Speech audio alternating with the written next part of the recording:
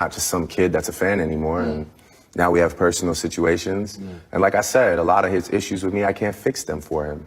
But would you be open to communication? No, not really, because it's not on my end. I have no problem with any of these guys. I don't even know these guys like that. I have no problem with these guys. One last thing, Sicko Mode is a song. It seemed like in December he went on a Twitter rant and he started to feel like those lines were directed at him. Of course, though. Of course.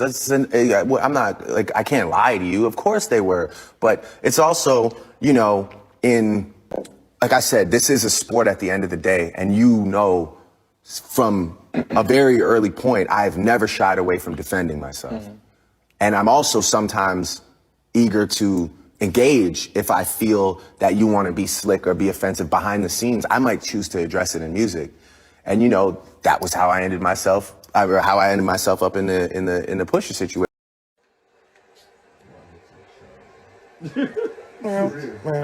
I think that's where all of this kind of stems from. It's all kind of rooted in that situation, yes. You know, I think that he definitely recruited a guy with a similar dislike for me, no matter what he says in interviews, you know. I know that he can tell whoever, you know, I got love for him and whatever, but it's not love, you know.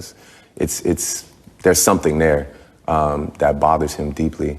And yeah, I can't fix it for him. So it just is what it is. I can never, ever, ever, ever turn my back on the things that I've said about him in a positive light, and I still feel all those same things. Express some things that were not sitting right with my spirit. Now that I'm about the sunken place, I can think and I could just be yay and just express how I feel. There's a couple things that I want to address. First of all, I want to address Nick Cannon. Like, I understand that you used to date my wife, but you know, you get in an interview, don't mention my wife. If someone brings my wife up, you say, hey, I respect that man, I'm not speaking on that. Don't be making no suggestions like nobody fucked my wife. Now, the next thing is with Drake. Yeah, I told you that if I wasn't in a medicated state, I might have had the thoughts to, hold on, this train going by.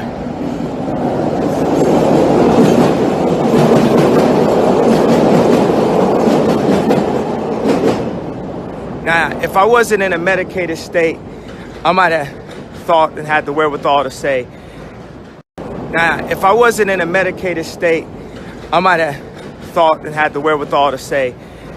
hey, Pusha, don't diss Drake on my beat. And I spoke about that and took accountability for that. Now, what I'm looking for my spirit to take accountability is the fact that it's people making rumors or thinking that you fuck my wife and you're not saying nothing and you carrying it like that, that don't sit well with my spirit.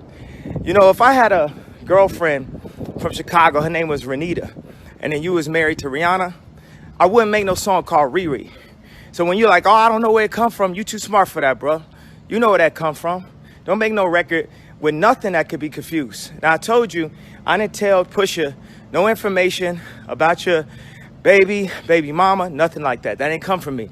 But when you played that record for me in the studio that said, yo, we got some Kylies, we got some Kendalls, I told you, Travis is your man. Don't make no record like I told you, Travis is your man. Don't make no record like that. That man just had a baby with her. That's going to be offensive. That's going to be offensive to her. I hit Trav about the Ecstasy record and made sure that we was all good, that we know we family, right?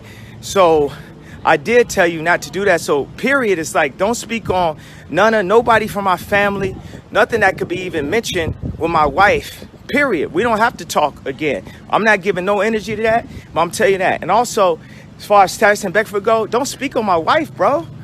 Like, none of y'all speak on my wife, period. What is you talking about? I'm married. We in love, we a family. Y'all be promoting all that like negativity. Y'all think that shit is cool for social media. It don't sit right with my soul. It don't sit right for my spirit. And as men, all three of y'all come talk to me. Y'all holla at me. We'll work it out. We'll come to a resolution. It's fine, but it just don't sit right with me. And I had to express that to y'all. And cause it, you know what I'm saying? Ain't like I get on the phone. So I had to express it to you like this. Nick Cannon, Drake, Tyson Beckford. All that wasn't sitting right with me.